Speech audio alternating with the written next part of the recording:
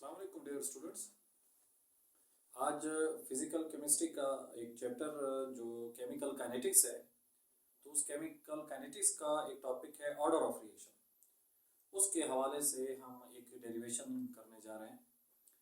जो chemical kinetics है ये हमारे पास फिजिकल केमिस्ट्री की एक मेन ब्रांच में से आती है और केमिकल काइनेटिक्स चैप्टर की इम्पोर्टेंस जो है वो पब्लिक सर्विस कमीशन के जितने भी जो है वो गैजेटेड ऑफिसर्स के लिए जो पेपर्स वगैरह होते हैं, जो सब्जेक्टिव होते हैं, उसमें इस चैप्टर की इम्पोर्टेंस बहुत ज़्यादा है।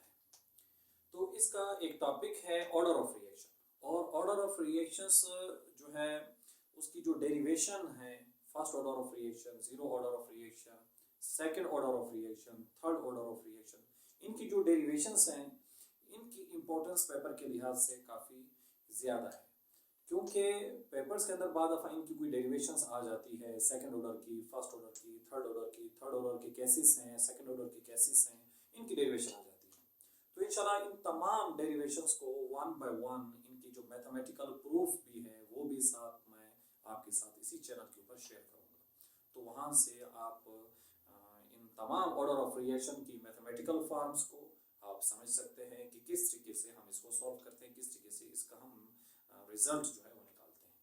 देखिए, सबसे पहले ऑर्डर ऑफ जो पहला हम डेरिवेशन आज करने जा रहे हैं वो है फर्स्ट ऑर्डर ऑफ रिएक्शन की डेरिवेशन कर रहे हैं। जो फर्स्ट ऑर्डर ऑफ रिएक्शंस की जब हम डेरिवेशन करने जा रहे हैं तो इससे पहले एक छोटा सा बैकग्राउंड मैं आपको बता दूं ऑर्डर ऑफ रिएक्शन के हवाले से।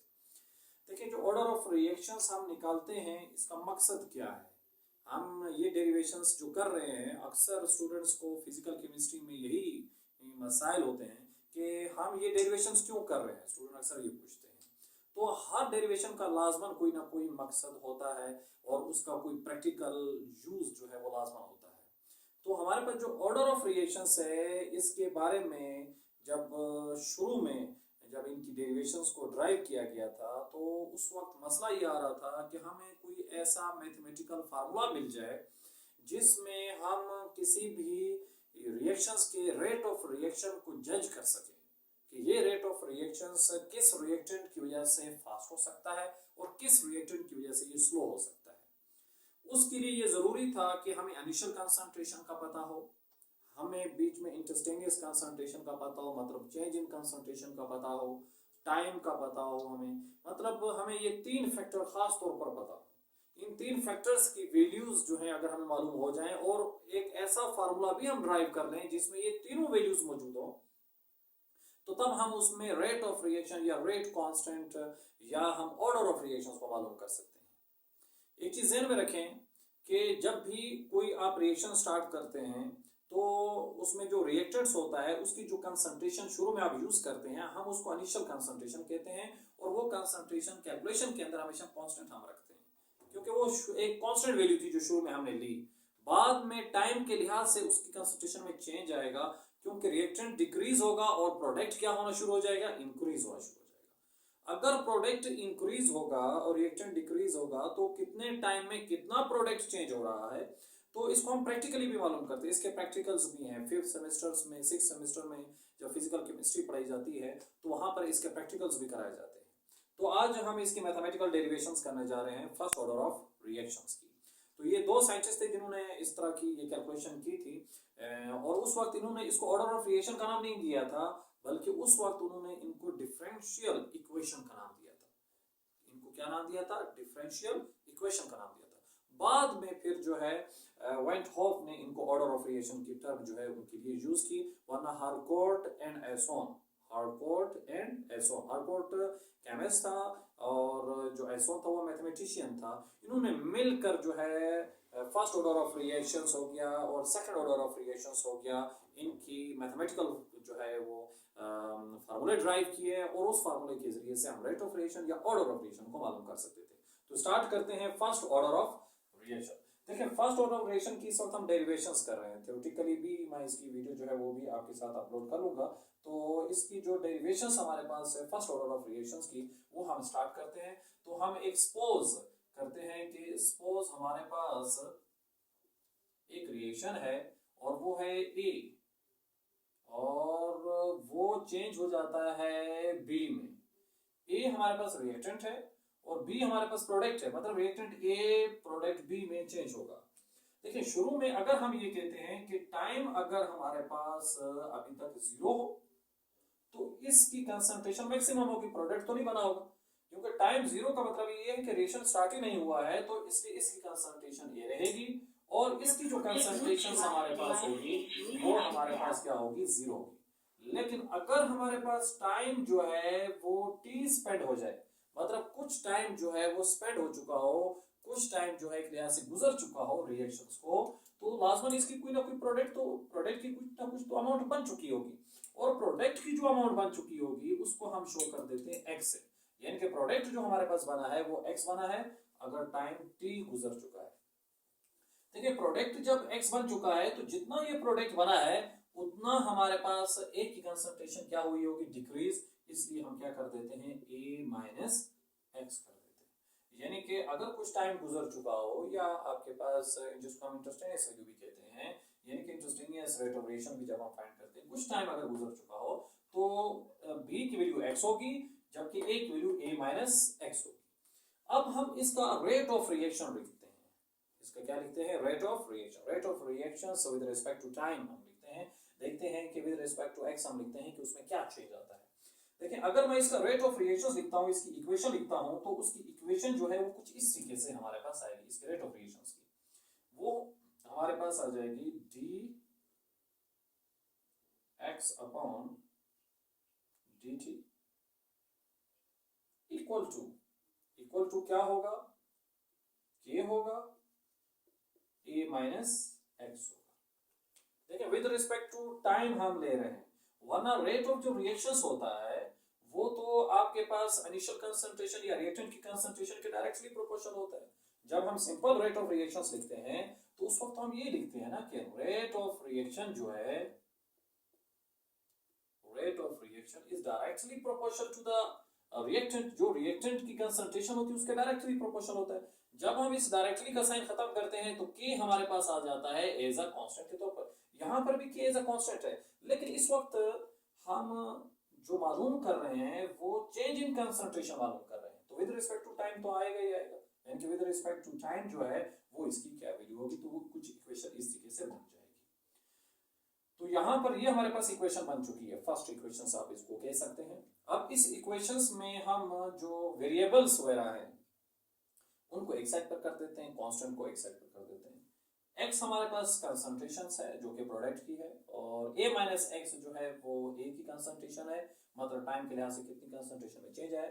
तो इन कंसंट्रेशंस को हम एक साइड पर कर देते हैं, टाइम और k को एक साइड पर। टाइम कांस्टेंट होता है क्योंकि टाइम जो चेंज हो रहा होता है वो कांस्टेंट ड्यूरेशन के साथ चेंज हो रहा होता है, सेम स्पेसिफिक इंटरवल के साथ चेंज हो रहा होता है, तो इसलिए हम इनको एक साइड पर कर देते हैं, इनको एक साइड पर कर देते हैं। इसके लिए हम नीचे जो आपके सेंटेंस लिखेंगे वो क्या लिखेंगे, रीअरेंजमेंट, यानी कि रीअरेंजमेंट ऑफ रिएक्शन। अगर हम रिएक्शंस बल्कि रीअरेंजमेंट ऑफ रिएक्शन है, सॉरी, रीअरेंजमेंट ऑफ इक्वेशन। इस इक्वेशन की अगर हम रीअरेंजमेंट करते हैं, चेंज करते हैं इनकी पोजीशनों को, तो कुछ यूं हो जाएगा ये, यानी कि ये हो जाएगा dx upon a minus X is equal to हमारे पास क्या आ जाएगा, k आ जाएगा और डॉट dt। तो इस वक्त अगर आप ये देखें तो यहां पर इस इक्वेशन के अंदर मैंने जो कंसंट्रेशंस थी उनको एक साइड पर कर दिया, टाइम और रेट कांस्टेंट को एक साइड पर कर दिया। जो ये k है यहां पर भी आ रहा है, यहां पर भी आ रहा है, इसके डिफरेंट नाम है। इसको हम रेट कांस्टेंट भी कहते हैं, यानी कि हमारे पास ये प्रोपोर्शनैलिटी कांस्टेंट है, और हमारे पास ये रेट कांस्टेंट भी है, इसको हम कहते हैं।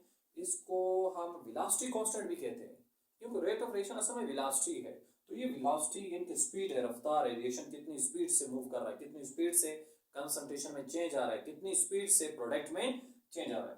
तो के को वेलोसिटी कांस्टेंट भी कहा जाता है, इसको कुछ बुक्स के अंदर इसको वेलोसिटी कांस्टेंट भी कहा गया है, यानी कि रेट एक्सप्रेशन कांस्टेंट भी इसको कहा गया है, इसको प्रोपोर्शनैलिटी कांस्टेंट भी कहा गया, मतलब इसके डिफरेंट टर्म्स इसके लिए यूज होती हैं, और वो टर्म इस तरह की जो उसी के साथ मैच भी करती हैं। तो इस वक्त अगर आप देखें मैं इसको रीअरेंज कर चुका हूँ, इसमें कंसंट्रेशन एक साइड पर आ चुकी है और कांस्टेंट नंबर एक साइड पर आ चुके हैं। अब फर्दर अभी हम इसमें क्या करेंगे, फर्दर अभी ये है कि इसकी इंटरस्टेनियस वैल्यू फाइंड करेंगे। देखिए जब भी आप इंटरस्टेनियस वैल्यू फाइंड करते हैं, यानी कि किसी भी रिएक्शंस की, यानी कि केमिस्ट्री के अंदर जब भी कोई मैथमेटिकली आप कोई डेरिवेशंस कर रहे हो और उसमें आपने इंटरस्टेनियस फाइंड करना हो, तो उसके लिए दो चीज़ें यूज होती है, दो ऑपरेटर यूज होते हैं जो कि मैथ्स के ऑपरेटर हैं। एक ऑपरेटर को हम कहते हैं डिफरेंशियल ऑपरेटर, यानी कि डेरिवेटिव हम जब लेते हैं, और एक को कहते हैं इंटीग्रेशन यानी कि ऑपरेटर, यानी कि इंटीग्रेशंस लेते हैं। तो इस वक्त जो ये इक्वेशनें ड्राइव हुई थी जब हार्कोर्ट और एसोन ने जब ये डेरिवेशन की थी, तो उन्होंने इंटीग्रेशंस के जरिए से किया था, इनको इनके इंटरस्टेनियस वैल्यू को फाइंड किया था। तो मैं इनको इंटीग्रेट करता हूँ, इनकी इंटीग्रेशंस लेता हूँ। अब इसकी इंटीग्रेशंस लेता हूँ तो यहाँ पर ऊपर से इसको मैं स्टार्ट करता हूँ वापस।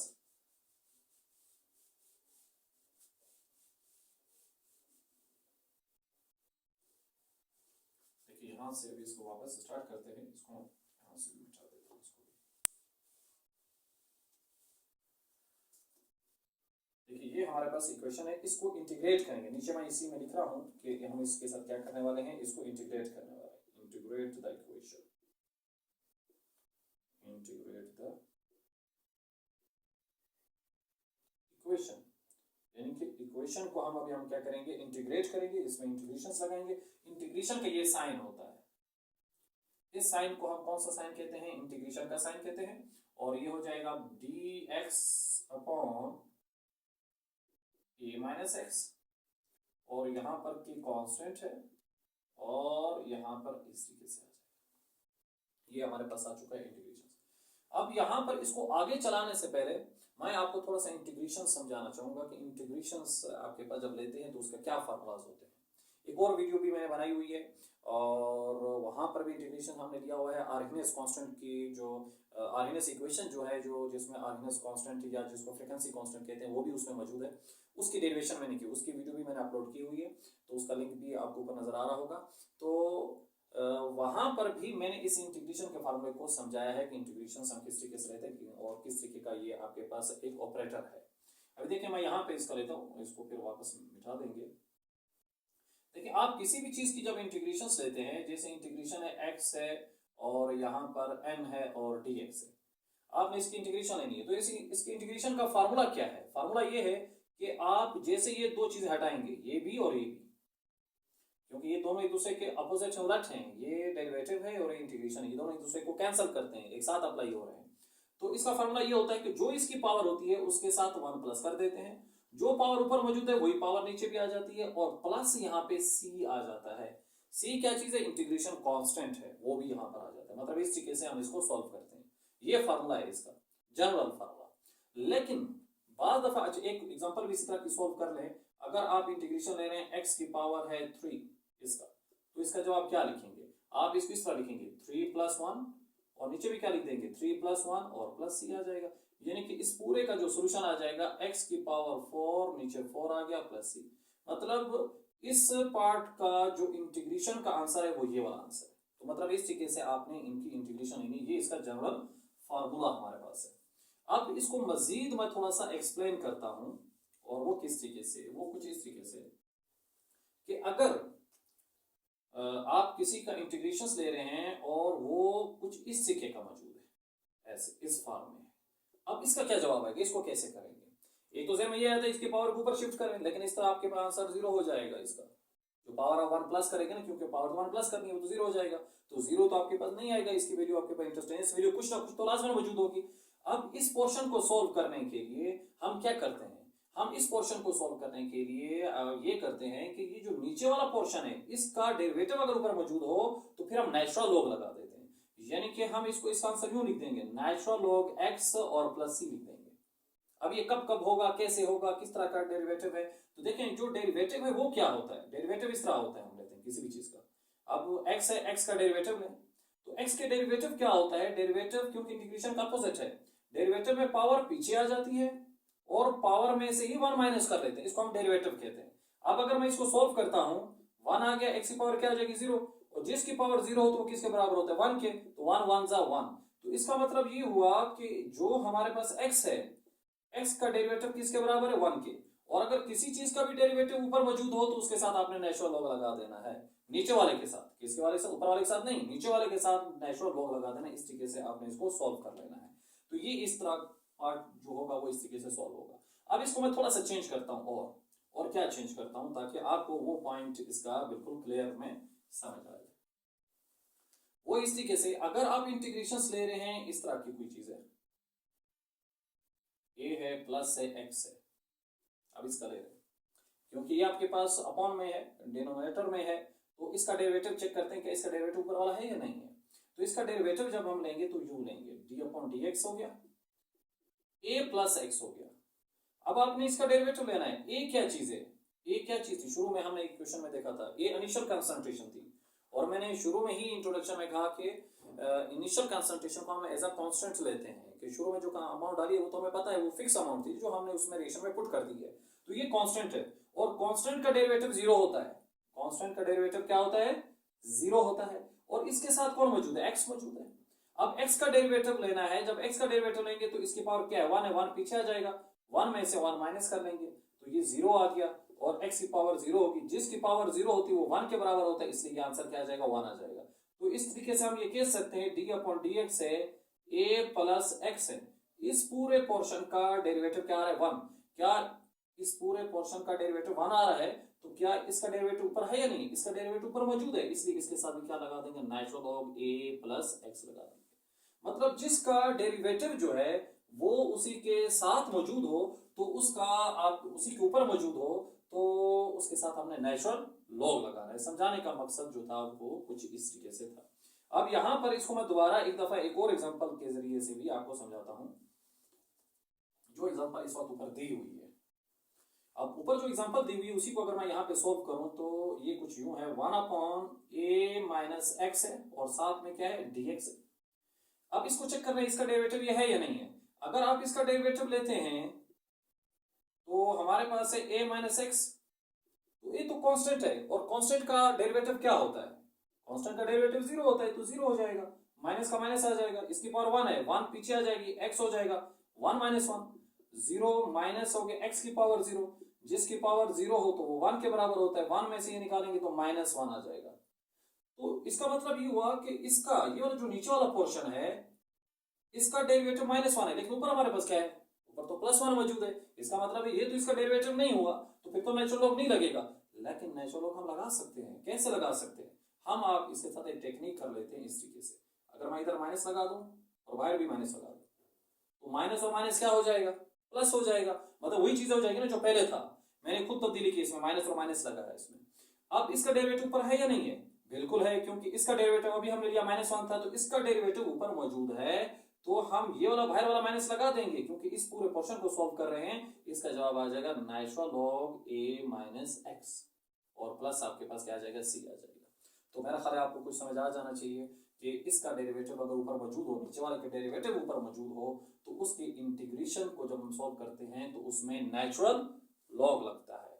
नीचे वाले का डेरिवेटिव अगर ऊपर मौजूद हो तो उसके इंटीग्रेशंस में नेचुरल लॉग लगाते हैं। क्या लगाते हैं, नेचुरल लॉग लगाते हैं। तो इसी को मैं यहाँ पर भी सॉल्व करता हूँ। अब ये आपको क्लियर हो चुका होगा, ना हुआ हो तो आप कमेंट्स में पूछ सकते हैं, तो मैं इसकी अलग से एक वीडियो बनाकर भी आपसे शेयर करूँगा।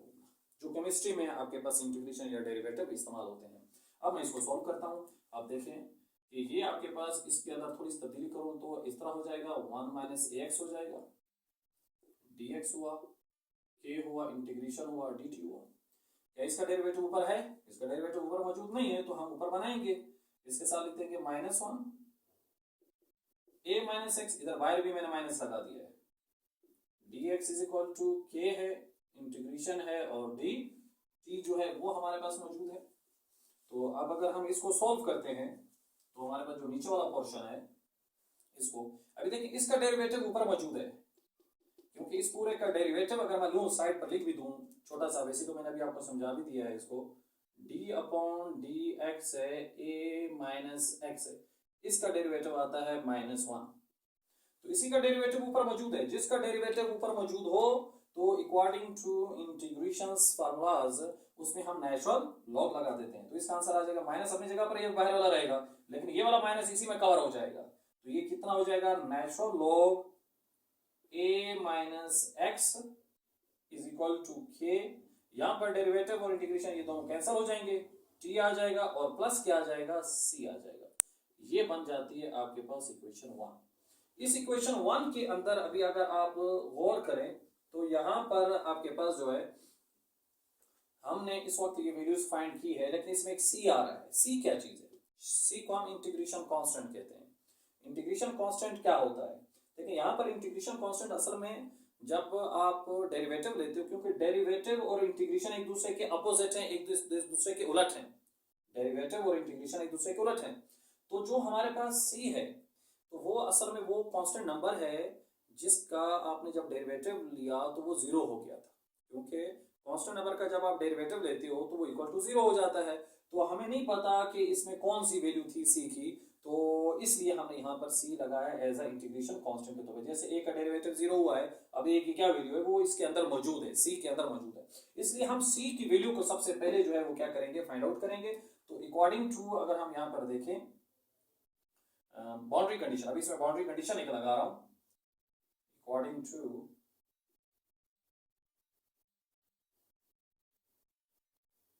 Boundary condition. देखिए बाउंड्री कंडीशन का मतलब ये है कि हम यहाँ पर एक कोई बाउंड्री लगा रहे हैं, एक पॉइंट बना रहे हैं, उस पॉइंट की वजह से हम उसको सॉल्व करेंगे। हम पॉइंट क्या बना रहे हैं? हम पॉइंट ये बना रहे हैं कि अगर टाइम इज इक्वल टू हो जीरो, टाइम जीरो गुजरा हो तो फिर क्या होगा? टाइम जीरो हो तो x की वैल्यू भी क्या हो जाएगी, जीरो हो जाएगी। यानी कि टाइम जीरो है तो x की वैल्यू भी आपके पास क्या हो जाएगी, जीरो हो जाएगी। तो जब ये दोनों वैल्यू जीरो है तो इन वैल्यूज को हम इसमें क्या कर देंगे, आप पुट कर देंगे इक्वेशन को फर्दर सॉल्व करने के लिए। आप देखिए यहां पर इस वैल्यू को, t की वैल्यू और x की वैल्यू को इस इक्वेशन के अंदर मैं क्या कर देता हूं, पुट कर देता हूं, और उसमें देखते हैं कि इसका रिजल्ट क्या आता है। तो उसमें अगर मैं पुट करता हूं तो कुछ इस तरह का बनेगा, माइनस नेचुरल लॉग a है, जीरो हो गया, x की जगह पर जीरो आ गया, बाउंड्री कंडीशन आ गई, मतलब हम शुरू में चले गए पहली वैल्यू के अंदर, यानी कि अभी रिलेशन स्टार्ट नहीं हुआ है, तब उसमें कांस्टेंट की क्या वैल्यू वो हम निकाल रहे हैं। इज इक्वल टू हमारे पास आ जाएगा k, फिर t की वैल्यू इधर भी जीरो है और प्लस क्या है, c है। तो इसको अगर आप सॉल्व करते हैं तो जीरो से माइनस करें तो कोई फर्क नहीं आएगा, नेचुरल लॉग a आ जाएगा और k जीरो से मल्टीप्लाई जीरो तो c आ जाएगा। तो ये अगर आप देखें तो आपने किसकी वैल्यू निकाल ली है, c की वैल्यू आ चुकी है। किसकी वैल्यू आ चुकी है, c की वैल्यू जो है आपने निकाल ली है। इस c की वैल्यू को इक्वेशन 1 में हम क्या कर देंगे, पुट कर देंगे। इक्वेशन 1 के अंदर c की वैल्यू को पुट कर देंगे, तो हम लिखेंगे put the value of c in equation 1, यानी कि इक्वेशन 1 के अंदर हम c की वैल्यू को क्या कर देंगे, आपके पास पुट कर देंगे कि c की आपके पास क्या वैल्यू आपके पास आती है। तो इक्वेशन 1 हमारे पास ये है, इसमें हम c की वैल्यू को क्या कर देंगे, पुट कर देंगे। तो आप देखें कैसे आता है आंसर, माइनस है, नेचुरल लॉग है, a माइनस एक्स है, इज इक्वल टू है के टी है। अब c की ये वाली वैल्यू है माइनस नेचुरल लॉग a आ गया, ये c की वैल्यू हमने निकाल दी, इसको c की वैल्यू इसमें पुट कर दी है, यानी कि c की वैल्यू क्या होगी, c की वैल्यू वही कांस्टेंट होगी, क्योंकि रिलेशन तो स्टार्ट नहीं हुआ है, चेंज तो उसमें y हुआ ही कुछ नहीं है, तो इसलिए ये इसका आंसर आ जाएगा।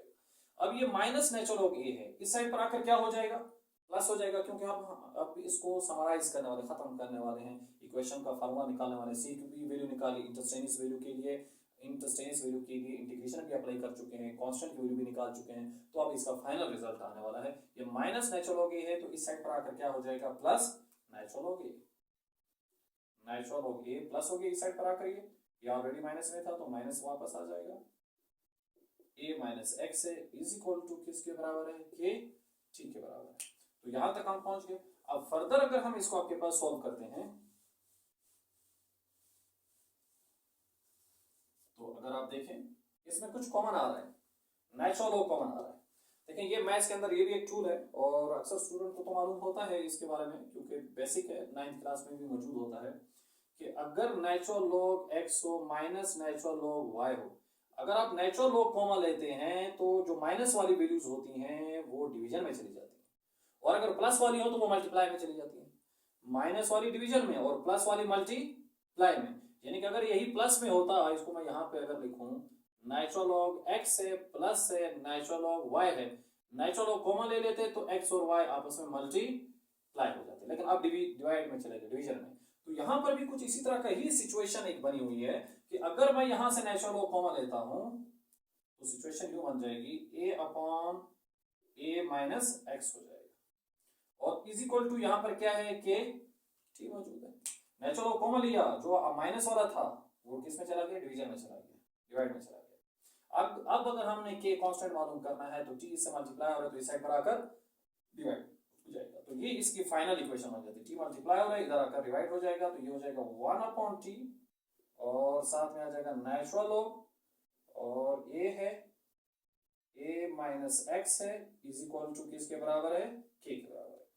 ये वो इक्वेशन है जो फर्स्ट ऑर्डर ऑफ रिएक्शन की इक्वेशन है, यानी कि फर्स्ट ऑर्डर ऑफ रिएक्शन को अगर आपने सॉल्व करना है, उसमें रेट कांस्टेंट की वैल्यू मालूम करनी है, तो उसमें आप किसको यूज करेंगे, किस फार्मूले को यूज करेंगे, वहां पर आप k को यूज करेंगे, k की वैल्यू को यूज करेंगे, यानी कि k की वैल्यू के जरिए से आप उस इक्वेशन को या उस केमिकल रिएक्शंस को मालूम कर सकते हैं कि इसका ऑर्डर ऑफ रिएक्शन जो है वो हमारे पास क्या होगा। तो इस तरीके से हम फर्स्ट ऑर्डर ऑफ रिएक्शन की इक्वेशन को ड्राइव कर लेते हैं। फर्स्ट ऑर्डर ऑफ रिएक्शन हमारे पास कंप्लीट हो जाता है, और जब फर्स्ट ऑर्डर ऑफ रिएक्शन ये कंप्लीट हो जाता है, जो नेक्स्ट वीडियो इसकी है यानी कि सेकंड ऑर्डर ऑफ रिएक्शंस की, तो वो भी उसकी जो 2 केसेस है उसकी भी वीडियो बनाकर मैं आपके साथ शेयर करूंगा। तो इस तरीके से हमारे पास जो ये आज का जो लेक्चर था फिजिकल केमिस्ट्री का केमिकल काइनेटिक्स के चैप्टर्स में से, यानी कि फर्स्ट ऑर्डर ऑफ रिएक्शन जिसमें हमने उसकी डेरिवेशन की, तो वो कंप्लीट होती है। अब इस इक्वेशन के जरिए से हम इसकी हाफ लाइफ भी मालूम कर सकते हैं, और इसके हम ग्राफ भी इसका ड्रा कर सकते हैं कि इसका ग्राफ किस तरीके से हमारे पास बनेगा, तो वो सारी चीजें आ सकती हैं इसमें। तो वो नेक्स्ट वीडियोस के अंदर जो है वो मैं आपके साथ शेयर करूंगा। आप चैनल के साथ टच रहेंगे तो इंशाल्लाह आपको बहुत कुछ सीखने को मिलेगा। अगर कोई भी इस हवाले से आपको कुछ पूछना हो तो वो आप बेशक इसमें पूछ सकते हैं। अच्छा, एक और चीज़ है यहाँ पर कि नेचुरल लॉ को अगर हम यहाँ पर सिंपल लॉ में चेंज करते हैं तो यहाँ पे कुछ वैल्यूज आती है, वो भी मैं यहाँ पर इसका लिख देता हूँ, यानी कि 2.303 अपॉन टी हो जाएगा अगर आप सिंपल लॉग में चेंज करते हैं, a upon a minus X is equal to k। अब इसकी भी एक डेरिवेशन है, वो डेरिवेशन भी मैं अपलोड करूंगा कि जो नेचुरल लॉग है वो सिंपल लॉग में जब चेंज होता है तो ये 2.303 जो है वो ये कहाँ से आता है। तो इस तरीके से आज की वीडियो कंप्लीट होती है। थैंक्स। अगर कोई आप मसला हो तो आप पूछ सकते हैं। अल्लाह हाफिज़।